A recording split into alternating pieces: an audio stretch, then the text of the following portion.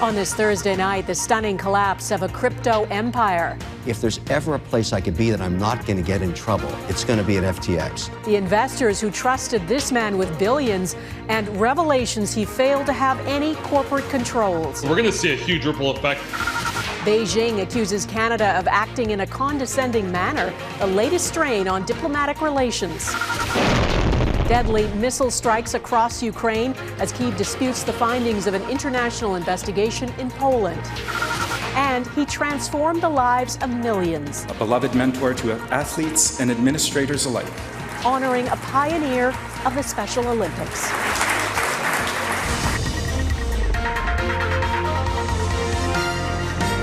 Global National with Donna Friesen. Good evening and thanks for joining us. It is hard to overstate the scale of the collapse and the corporate dysfunction at a multi-billion-dollar cryptocurrency exchange. FTX, founded by 30-year-old Sam Bankman-Fried, has filed for bankruptcy. And in a blistering court document today, the man who is managing the aftermath, who has also handled some of the largest corporate failures in history, including Enron, says, "Never in my career have I seen such a complete failure of corporate controls and such a complete absence of trustworthy financial information as occurred here." Work is now underway to try to locate billions in missing assets. Hundreds of thousands of investors, from celebrities to the Ontario Teachers' Pension Fund, put their money and their trust in FTX. And Gaviola has our top story on the multiple investigations now underway.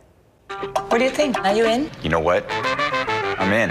FTX, once one of the world's dominant crypto exchanges, touted as a safe bet in a volatile industry. If there's ever a place I could be that I'm not going to get in trouble, it's going to be at FTX. FTX founder Sam Bankman-Fried was applauded for championing the regulation of a largely unregulated industry. New reports suggest that was just for show. He amassed incredible wealth. He was the U.S. Democratic Party's second largest individual donor in 2022.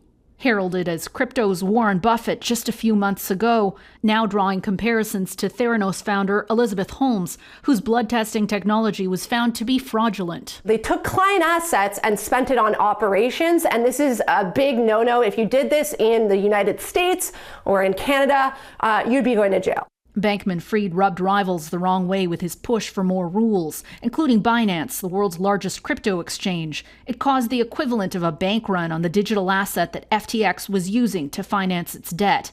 Binance then offered to bail out FTX, the exchange that previously bailed out others this summer, but Binance backed away after finding an $8 billion hole. Without this lifeline, FTX filed for bankruptcy in the U.S. Friday, and Bankman-Fried stepped down as CEO.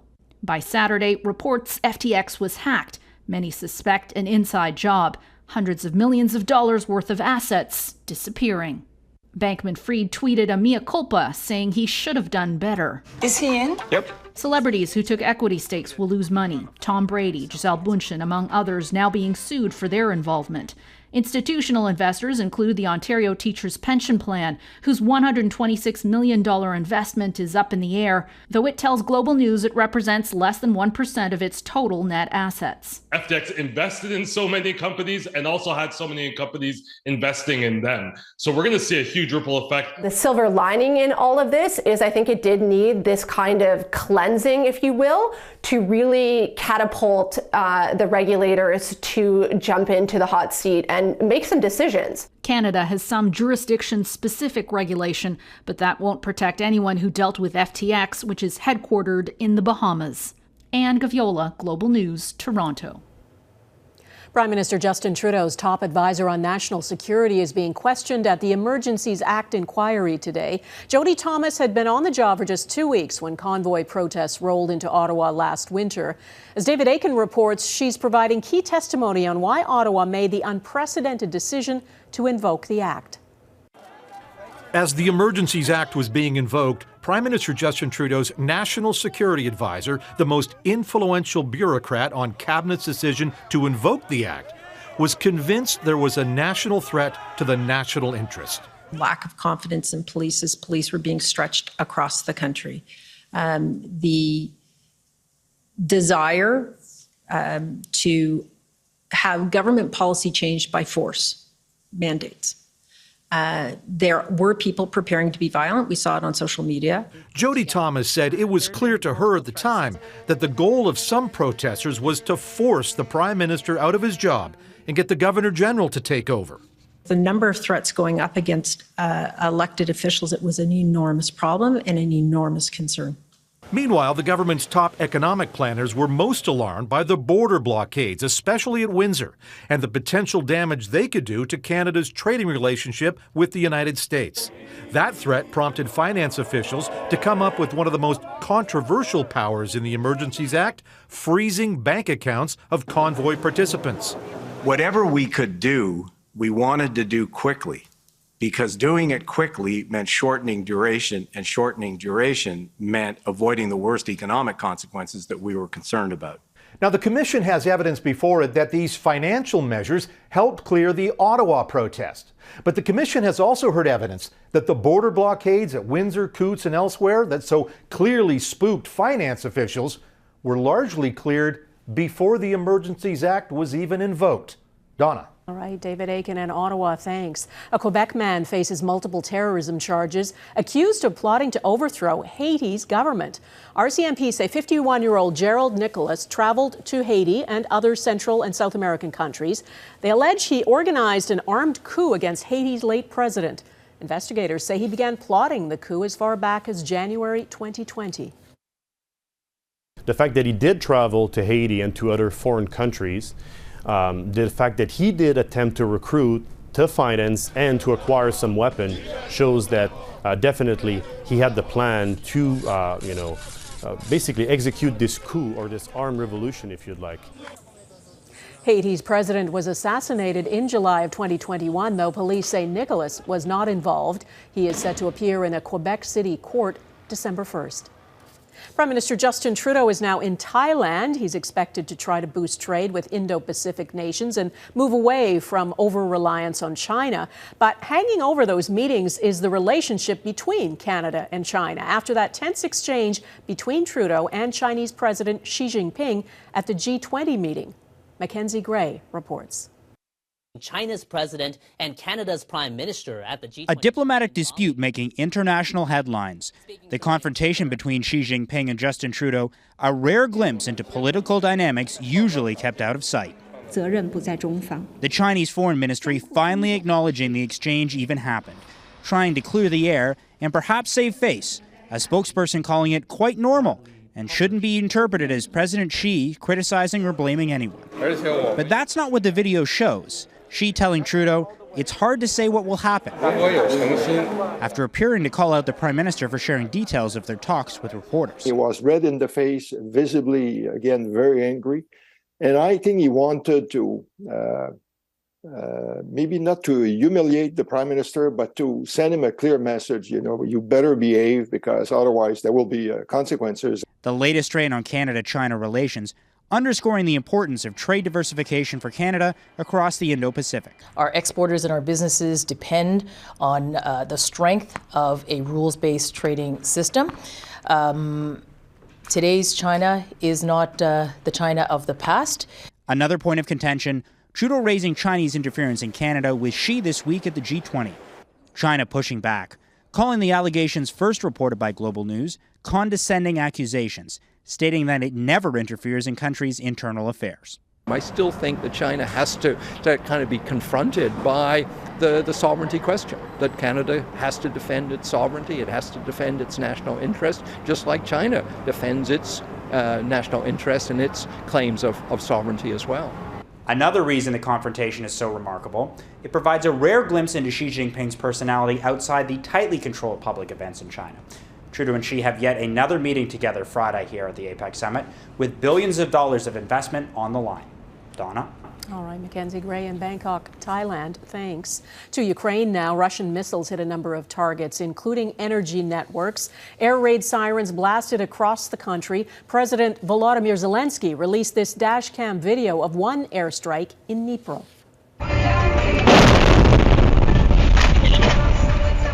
Other missiles hit apartment buildings and industrial sites. Russia's aim seems to be to knock out power and heat to the country as winter approaches. Crystal Gamansing reports on the impact of these relentless bombardments. Jumping on the bus is something millions do daily, but in Ukraine, that routine comes with risk. When the rocket hit, I was getting ready for work with my husband. Thank God, 2 walls saved us. More than 20 people were injured after the early morning strikes. Residential and industrial targets were hit. About an hour south in Zaporizhia region, rubble and bodies. A horrific but all too familiar scene. He says he heard the strikes around 3 in the morning, 3 explosions.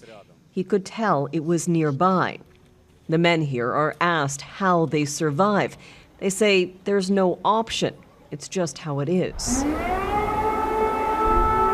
Air raid sirens in the capital are now accompanied by snow and power outages. Repeated Russian strikes on the nation's power grid have left many without heat. Ukrainian officials say 4 cruise missiles were shot down by air defense systems over Kyiv, along with 5 drones.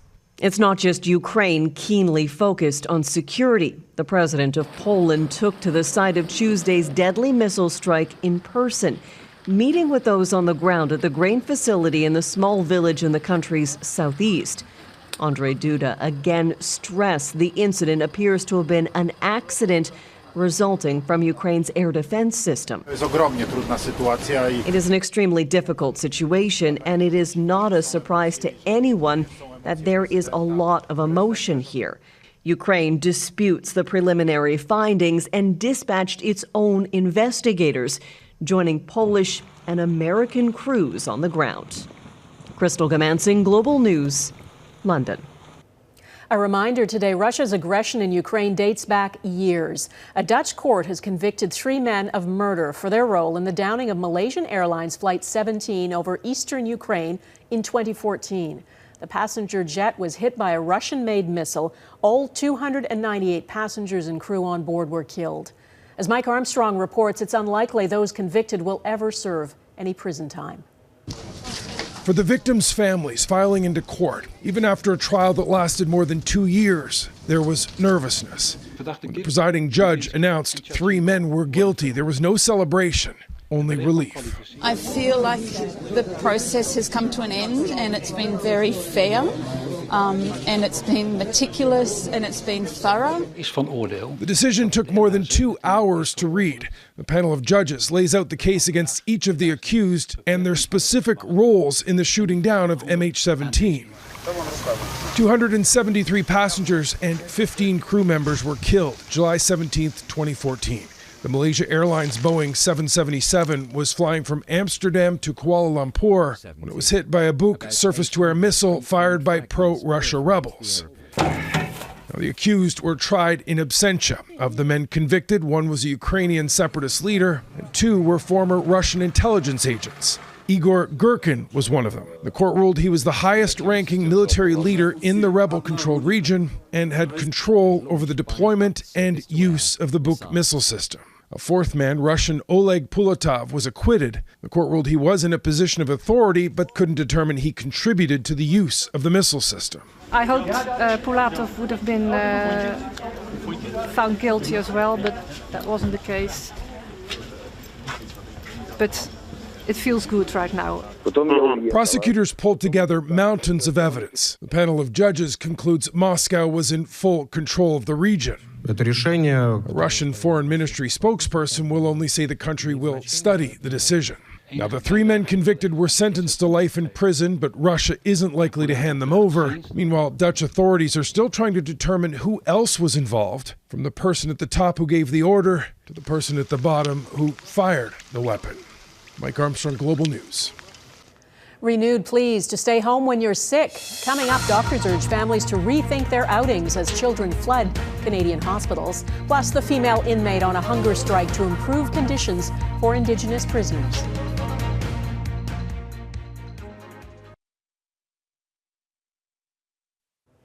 Doctors trying to manage the heavy caseload of sick children say it's time to start reconsidering where you go and when. As Ross Lord reports, experts are pleading with everyone to take measures to prevent the spread of respiratory viruses so more patients don't end up in overcrowded emergency rooms.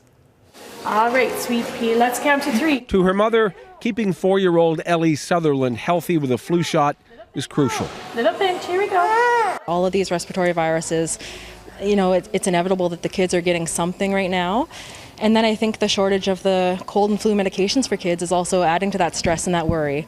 So the more we can do to prevent those illnesses in the first place, the better we're all going to be off, I think. Especially with emergency departments across Canada understaffed and overwhelmed by illnesses. We sort of have a perfect storm of viruses all piling up on one another. The message to parents, if they or their children feel even a little bit unwell, they should wear masks and stay home if at all possible. For heaven's sakes, for parents, if you've got babies or infants or toddlers, and you don't have to take them to the snotty-nosed cousin's house to play or visit, then don't do it. Please, just don't do it right now. Don't take the chance. Another part of the solution, extra flu clinics like this one in Halifax, and staying up to date on COVID shots. The uptake for both of those is incredibly small right now in Canada. Boosting those numbers could make the virus crisis shorter, but as it stands, the current crunch is estimated to last for another 2 or 3 months. Ross Lord, Global News, Halifax. Hunger strike ahead. Why an Indigenous inmate in Saskatchewan has refused to eat for more than 2 months.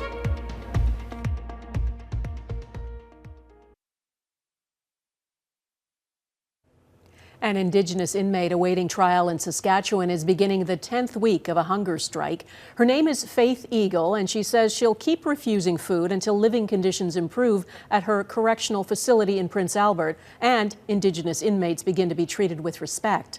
As Heather Yurix-West explains, the protest puts in focus problems that exist in prisons across Canada. Inside these prison walls, Faith Eagle says she's willing to put her life on the line. We are humans, and that we deserve clean water. We deserve humane conditions. The Sisseton Wahpeton Oyate woman has been in remand at Prince Albert's Pine Grove Correctional Centre for more than 5 months awaiting trial.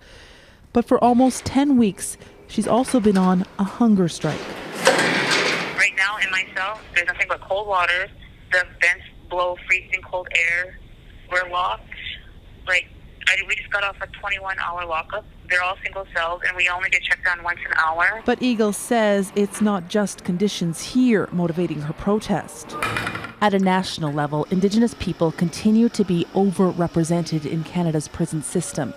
In his most recent report, the federal corrections investigator found that the total Indigenous offender population has increased by 40% in the last decade.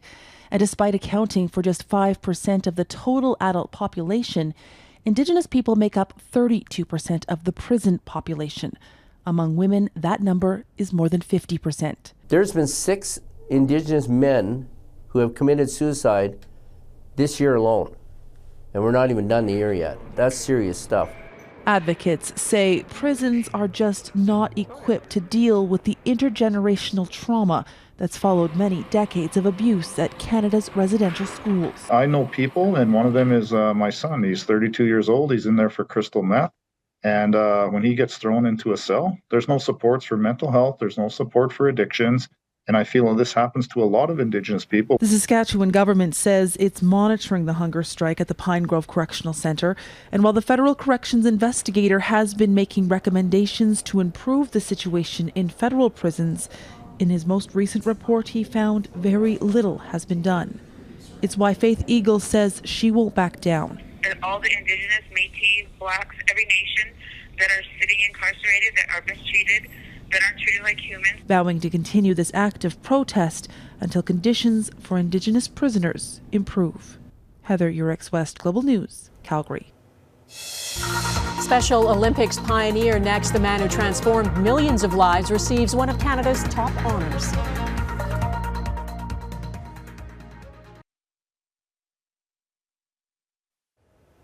Sports has the power to inspire and unite, and today a Canadian trailblazer was recognized for his role in doing that. Frank Hayden is a pioneer of the Special Olympics. His groundbreaking research helped create a new world of inclusion and community for people who otherwise were shut out of sports. Today, Hayden received Canada's highest civilian honor. Eric Sorensen reports. The first Special Olympics in 1968 started a movement of inclusion for those who had historically been shut out from society. It was the research of a Canadian, Frank Hayden, who spurred that movement. He saw that children were being held back not by their disabilities, but by society's beliefs and attitudes. Frank's research actually proved that it wasn't the disability, it was actually lack of opportunity. And so that was really the springboard for what today we know as the Special Olympics movement. Already invested as a member of the Order of Canada, today Frank Hayden was invested as a companion of the Order of Canada, the highest civilian honor this country bestows. Since spearheading the Special Olympics movement in the 1960s, he has strongly advocated for the transformative effect of sport on the mental, physical, and social well-being of people with intellectual disabilities. Presented by the former Governor-General Michaëlle Jean for Mary Simon, who is ailing, 4 others were invested with the Companion of the Order: actor and humanitarian Tom Jackson, Nobel physicist Donna Strickland, Life of Pi author Jan Martel, and Robert Stedward, himself a pioneer in the Paralympic movement, as an educator and leader promoting inclusiveness for those with physical disabilities. They've sacrificed, they've committed, they've had the right attitudes to develop their skills in their sports, and their success then is you begin to see that in their everyday way of life. Stedward, like Frank Hayden, helped to conquer prejudice, and today millions with physical and intellectual disabilities are active participants in activities that much of the world had always taken for granted. Eric Sorensen, Global News, Ottawa. That is Global National for this Thursday. I'm Donna Friesen. Tonight's Your Canada is Harrison Mills, BC. Thanks for watching. Farah Nasser will be here tomorrow, and I'll see you Saturday for the new reality. Bye-bye.